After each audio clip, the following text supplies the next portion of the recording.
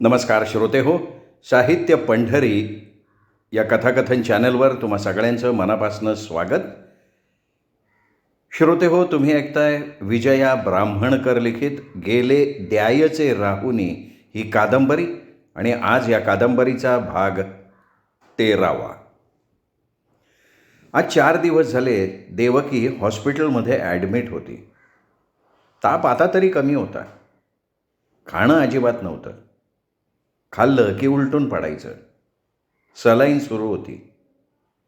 भेटायला येणाऱ्यांची रीघ लागलेली असायची. सगळ्या धावपळीत देवकीचं महेशला सॉरी म्हणायचं राहून गेलं. कधी एकटे नाहीत म्हणून, तर कधी आठवण नाही म्हणून. त्यातच हिमोग्लोबिन कमी झालं होतं. औषधं चालू होती. इंजेक्शननी शरीराची चाळण झालेली होती. रक्त सतत तपासणीसाठी पाठवावं लागत होतं. साऱ्यांच्याच एक लक्षात आलं, शरीरात कॅन्सरनं आपली पाळंमुळं सर्वत्र रुजवलेली होती.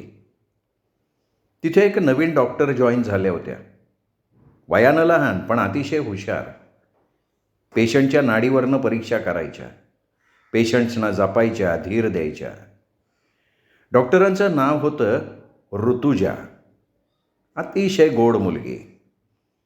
डॉक्टर ऋतुजा देवकीला मावशी म्हणत, धीर देत, प्रत्येक गोष्टीची जातीनं चौकशी करत. डॉक्टर ऋतुजा दिसायला सुंदर. भरगच्च कुरळ्या केसांचा बॉबकट, निमगोरा रंग, सरळ नाक, टप्पोरे डोळे आणि भरपूर उंची.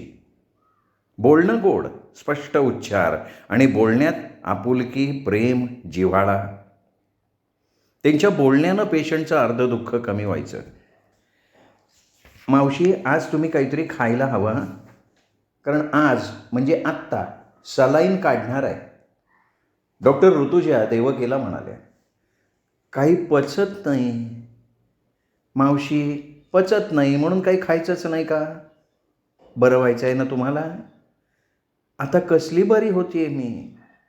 असे निगेटिव्ह विचार करायचे नाहीत हां. चला उठा बरं. काय घेणार? ज्यूस, चहा? नको. घ्यावा तर लागणारच आहे. तुमच्यासाठी नाही, माझ्यासाठी घ्या. डॉक्टर, मी चहा आणू? महेश म्हणाले. आणा की काका. तेवढ्यात अर्चना आली. अर्चनाला बघताच देवकीला रडू कोसळलं. अर्चना पुढे झाली, देवकीला कुशीत घेतलं. महेशनी आणलेला चहा देवकीला प्यायला दिला, सोबत 2 बिस्किटं. जरा वेळ बसून राहा हां मावशी. फिरताय का जरा? आणि खिडकीतून बघा ना, बाग किती छान दिसतीये.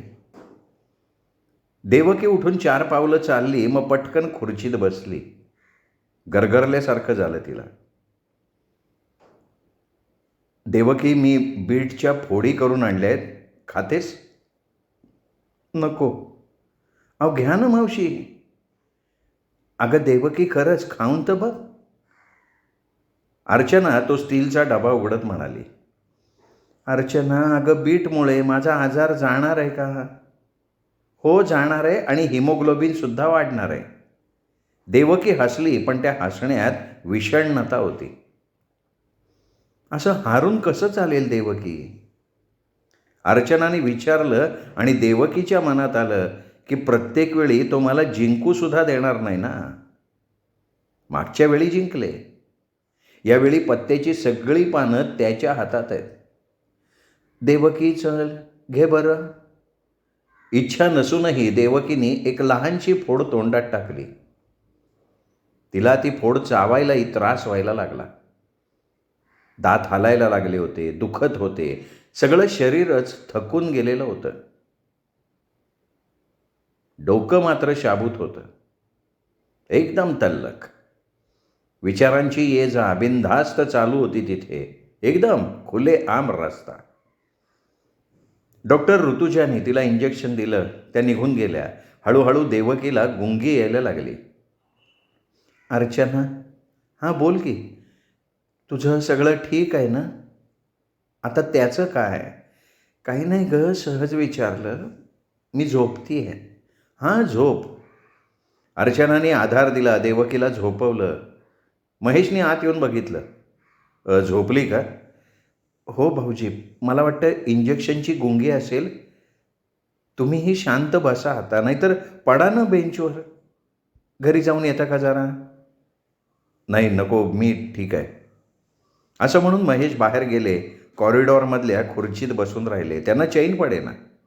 5-5 मिनिटांनी ते आत येऊन बघायचे. अर्चना खुर्चीवर बसून होती. "देवा, देवकीला बरं कर," असं मनातल्या मनात अर्चना म्हणत होती. स्वतःची प्रकृती खराब असताना सुद्धा माझी चौकशी करते, हे माझ्यासाठी खूप आहे. ती माझ्या मनात घर करू नये आणि मी तिच्या.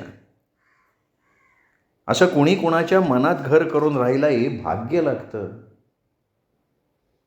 मला विचारलं तिने, "सगळं ठीक आहे ना?" देवकी, "अगं सगळं ठीकच आहे. या 4 दिवसात लाडीगोडी चालू आहे. त्याला मी हवी असते तेव्हा हे असंच गोड गोड चालतं. त्याचा कार्यभाग आटोपला की एखादा दिवस नीट जातो. मग आहेच ये रे माझ्या मागल्या. त्याचं रुसणं फुगणं सवय झाली आहे गं या सगळ्या गोष्टींची. देवकी, त्यामुळे मी आनंदाने कधी विरघळत नाही. जेव्हा जेव्हा तो काही काही बाबतीत चांगलं वागण्याचा प्रयत्न करतो तेव्हा मला कोडं पडतं की हा खरा का तो खरा. तेव्हा माझ्या आतनं आवाज येतो की तो खरा, मला उपेक्षित ठेवणारा, माझ्यापेक्षा त्याच्या घरच्या लोकांना जास्त महत्त्व देणारा, मला कमी लेखणारा. काही सुचवायला गेलं की तू काही बोलू नको, तुला काही कळत नाही असं म्हणणारा, राईचा पर्वत करणारा, इतरांशी गोड बोलणारा आणि माझ्याशी महिनोगणती आबोला धरणारा. अशा वेळी मला माझ्या नाही, त्याच्या घराच्या भिंती जास्त जवळच्या वाटतात. देवकी, हे माझं भरून आलेलं मन रित करण्याची हक्काची जागा. मी उकलत जाते ते फक्त देवकीच्या पुढ्यात. परमेश्वरा, माझ्या या मैत्रिणीला लवकर बरं कर रे. देवकीचे एक्स-रे घेण्यात आले. कॅन्सरने देवकीच्या स्टमकवरती अटॅक केला होता, त्यामुळे तिला काही पचत नव्हतं. डॉक्टरांनी महेशला केबिनमध्ये बोलवलं, सगळं समजावून सांगितलं. कॅन्सरची वाढ फास्ट आहे. डॉक्टर ऋतुजा आणि इतर डॉक्टरसुद्धा तिथे होते. महेश फक्त ऐकत होते. मन सुन्न झालेलं होतं. "काय म्हणताय मावशी?" डॉक्टर ऋतुजा देवकीजवळ येऊन म्हणाल्या. "ठीक आहे. काही घेतलं का ज्यूस वगैरे?" "काही पचत नाही हो डॉक्टर." "असं का होतंय? मला काहीतरी औषध द्या ना. पोट खूप तोडतंय हो." "औषधं चालूच आहेत मावशी. पडेल लवकर आराम." "डॉक्टर, बसा ना." "हे काय? मी तुम्हाला मावशी म्हणतेय आणि तुम्ही मला बसा म्हणताय. रॉंग आहे हां मावशी हे." "मी जरा वेळ बसायलाच आली आहे. माझी ड्युटी संपली आहे मावशी." "आता काय घरी जाणार का?" "हां जाईन, पण वेळ आहे." देवकीच्या कॉटच्या बाजूला असलेल्या खुर्चीवर बसत डॉक्टर ऋतुजा म्हणाल्या. त्यांनी मग नर्सला देवकीला इंजेक्शन द्यायला सांगितलं. देवकीला हळूहळू आराम वाटला, दुखणं कमी झालं. डॉक्टर ऋतुजांच्या मनात आलं, कॅन्सरचा पेशंट शेवटी जाणारच, पण पेशंटच्या वेदना दुःख कमी करायचा प्रयत्न करायचा. त्यासाठी तर मी डॉक्टर झाले. "डॉक्टर, नाही मावशी, ऋतुजा. तुमच्यासाठी फक्त ऋतुजाच." डॉक्टर ऋतुजा म्हणाल्या आणि पुन्हा त्या मनाशी म्हणाल्या, हाही एक प्रयत्न पेशंटच्या जवळ जाण्याचा, त्याला आनंद देण्याचा. "घरी वाट बघत असतील ना तुझी?" "मला कुणी नाही आहे मावशी." "काय? खरंच सांगते, मला कुणी नाही आहे." "आई वडील गेले आणि भावंड नाही आहेत." "आई वडील दोघंही नाही आहेत?" मावशी, वडील मला आठवत नाहीत. आई आत्ता अलीकडे गेली. तुझ्या लहानपणीच गेले वडील? हो ना मावशी, माझे बाबा मला नाही आठवत. खूप चांगले होते म्हणतात ते. वडिलांना कॅन्सर झाला होता, ब्लड कॅन्सर.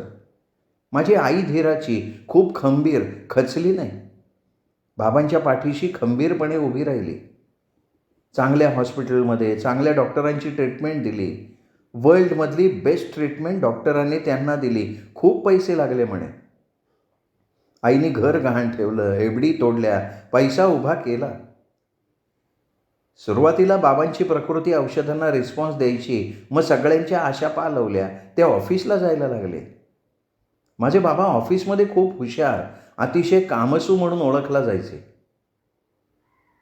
त्यांना त्यांच्या काळात बऱ्याच जणांनी काम दिलं. ते लोक बाबांना खूप मानायचे आणि मी तर पप्पांची खूप लाडकी. माझं सगळं ते करायचे.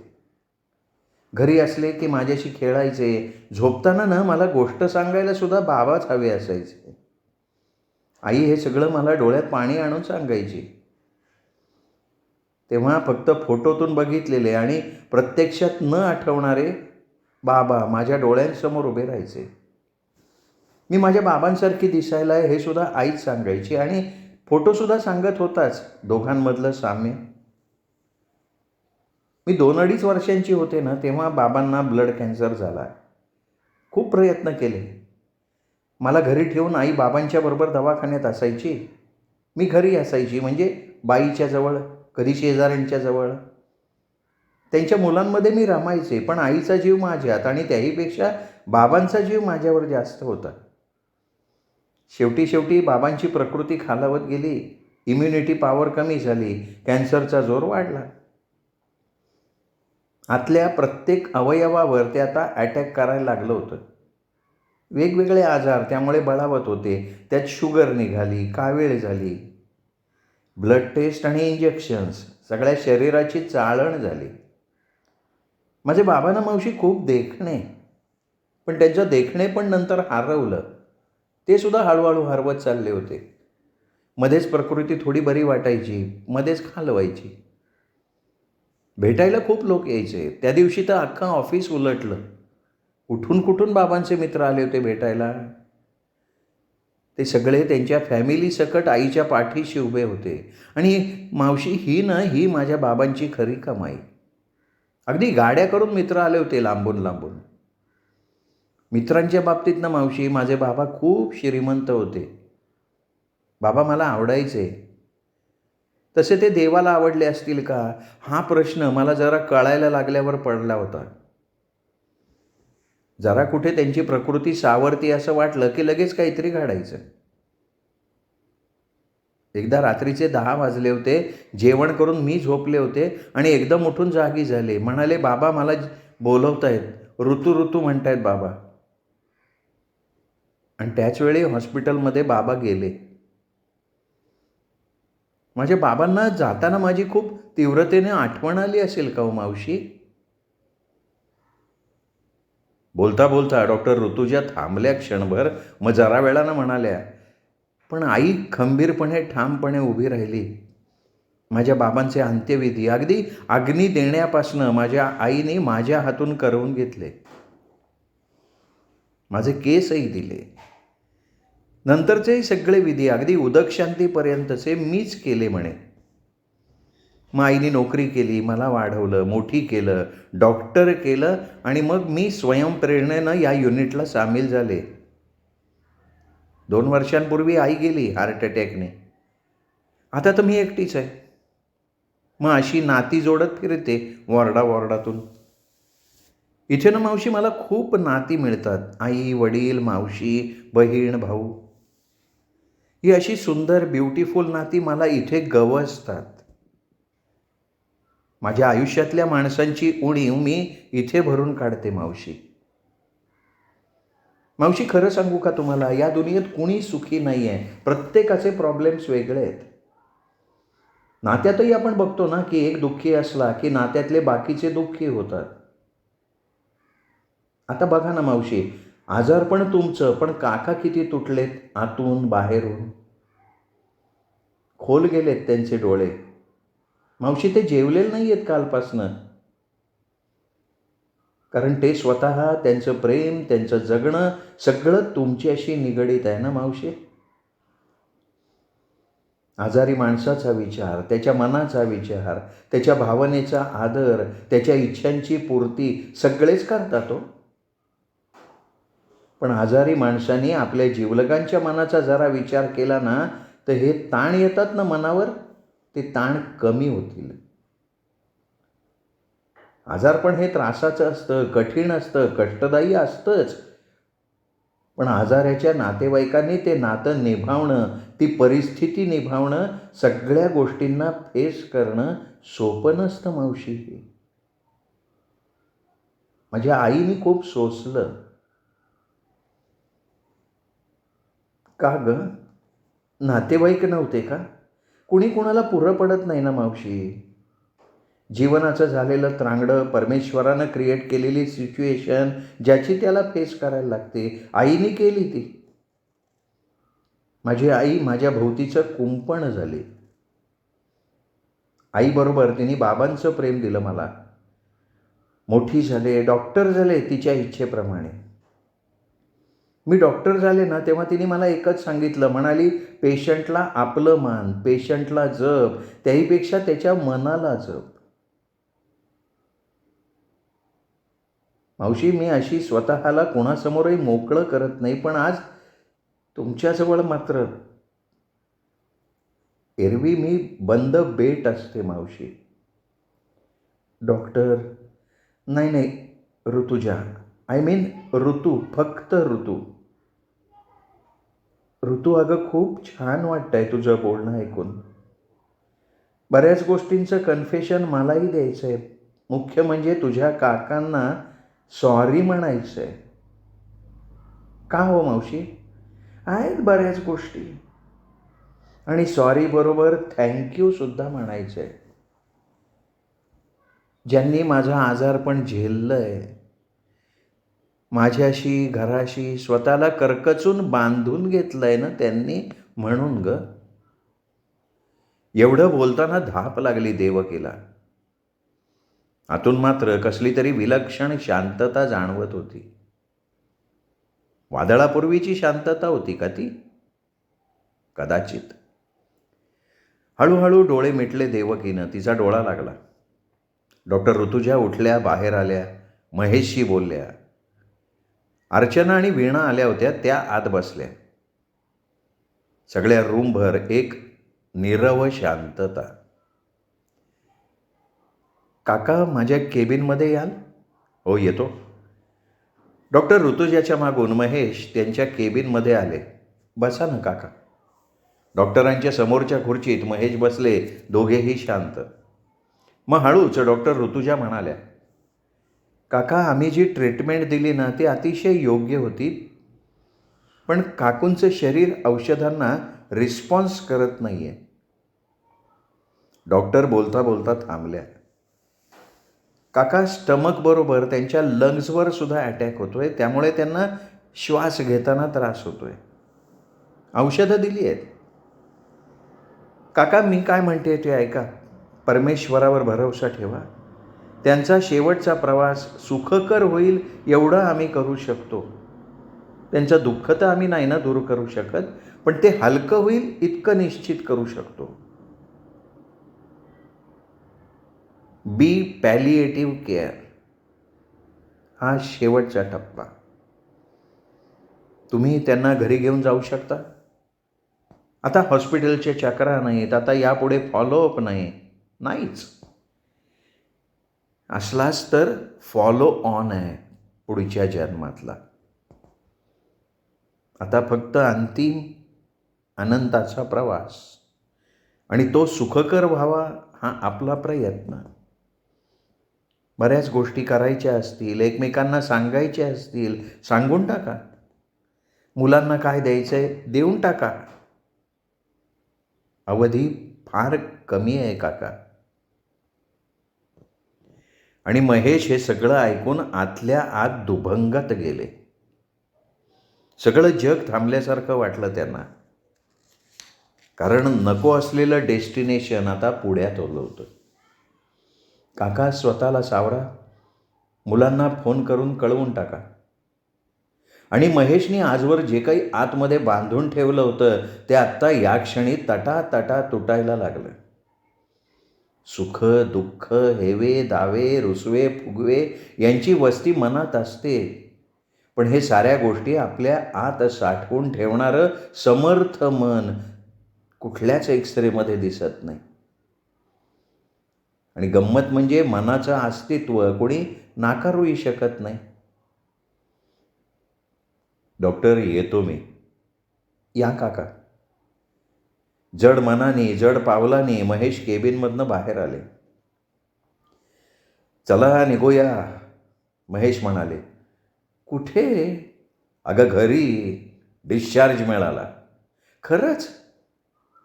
भाऊजी निघायचं आहे? अर्चनाने विचारलं. हो. आणि अर्चनाने सामान पिशवीत भरायला सुरुवात केली. वीणाने देवकीला बस्तं केलं. कृश शरीर कसं तरी गाऊनमध्ये अडकलं होतं. देवकीने बाजूचा नॅपकिन चेहऱ्यावरनं फिरवला. अगं मी ठीक आहे ना गं? माझा अवतार झाला असेल नुसता. नाही गं, ठीक आहेस तू. ठीक आहे. छान नाही ना? असं नाही गं बाई. हे का गं एवढे थकल्यासारखे वाटतायत? दाराशी उभ्या असलेल्या महेशकडे बघत देवकी म्हणाली. अगं धावपळ. तेही खरंच आहे म्हणा. आता घरी गेलं आणि जरा बरं वाटलं की मीच बघीन सगळं. बघा, अर्चना वीणा दोन्ही परीक्षा पास केल्या बरं का मी. आता तर मी सगळ्या पेशंटना सांगणार आहे, घाबरायचं नाही, सगळं ठीक होतं. देव असतो ना गं आपल्या पाठीशी. बरोबर आहे तुझं. वादळं काय येतात. आणि बोलता बोलता दम लागला देवकीला. देवकी एकदम उठू नकोस आणि बोलू नकोस जरा वेळ. बघ किती दम लागलाय. विकनेस ग. आता घरी गेलं की मस्त जेवण करणार. अर्चना वीणा आपण सगळे एकत्र जेवूया. घरी फोन करा, भाऊजींना बोलवून घ्या, खिचडी करा, मिरची पापड लोणचं. ठीक आहे, अर्चना म्हणाली. निघायचं? महेशने आत येत विचारलं. हो निघूया. काही पिशव्या महेशने उचलल्या आणि मी हे सामान ठेवून येतो असं म्हणाले. काही सामानाच्या पिशव्या अर्चनानं उचलल्या आणि येते असं म्हणून महेशच्या मागे गाडीकडे निघाली. महेश गाडीची डिकी उघडत होते. अर्चना सामानाच्या पिशव्या घेऊन त्यांच्या मागे उभी होती. भाऊजी काय म्हणाले हो डॉक्टर? वहिनी सगळं संपलं आहे. आता फक्त वाट बघायची आहे मृत्यूची. काहीतरी काय भाऊजी? आपण होमिओपॅथी आयुर्वेदिक ट्रीटमेंट करूया तो. डोळ्यात पाणी घेऊन भरल्या आवाजात अर्चना म्हणाली. एवढ्या मोठ्या हॉस्पिटलमधल्या नावाजलेल्या डॉक्टरांनी हात टेकले, आशा सोडली, तिथे दुसरं कोण काय करणार हो? प्रयत्न तर करूयात ना वहिनी, नक्की करूयात. पण आता कुठल्याही पॅथीच्या ट्रीटमेंटनी आयुष्याची लांबी नाही वाढू शकत. आतल्या जवळजवळ सगळ्या अवयवांवर अटॅक करून कॅन्सरनी काबीज केलेत ते. बोलता बोलता महेशचा आवाज ओला झाला. भाऊजी अहो एवढं बळ आणलंत कुठनं? परिस्थिती आहे ते मोजके दिवस. तिला फक्त आनंद द्यायचा, तिला त्रास होईल असं काही घडता कामा नये. मिथून मनवाला फोन लावायला पाहिजे. मी करतो. महेशने मिथुनला फोन लावला, मनवाला सुद्धा लावला. मिथून बघतो म्हणाला. मनवा निघणार आहे. भाऊजी मिथुनला सगळं नीट सांगा. सांगितलं वहिनी, येईल तो सुद्धा. मग आज जाऊन महेशने देवकीला व्हीलचेअरवर बसवलं, स्वतः चेअर घेऊन गाडीपाशी आले. देवकी घरी आली. देवकी प्रचंड खुश होती. श्रोते हो, आजचा भाग इथेच संपला. पुढचा भाग ऐकण्यासाठी उद्या भेटूयात साहित्य पंढरी या कथाकथन चॅनलवर. नमस्कार.